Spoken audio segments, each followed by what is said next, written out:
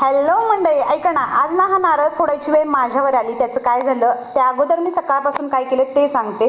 सकाळी सकाळी आंघोळ झाल्यानंतर पहिलं गरम पाणी घेतलं, तेही पाठीमागच्या गॅलरीमध्ये बसून, कारण सकाळ आणि संध्याकाळ दोन्ही टायमिंगला हा जो व्ह्यू असतो पाठीमागच्या गॅलरीचा तो एक नंबर असतो. त्यानंतर नारळ फोडला, त्याच्यामध्ये जवळजवळ पाऊण ग्लास पाणी निघलं आणि तेही इतकं गोड.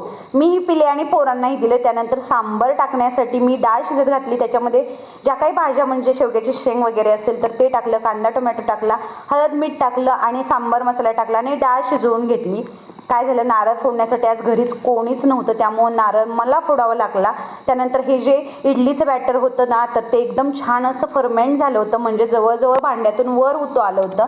त्यामुळे इडली एकदम छान सॉफ्ट आणि स्पॉन्जी झाल्या होत्या. त्यानंतर सगळ्यात शेवटी मी चटणीला छान असा तडका दिला. या तिन्ही गोष्टींची जर तुम्हाला रेसिपी हवी असेल ना, तर मला कमेंट करून सांगा.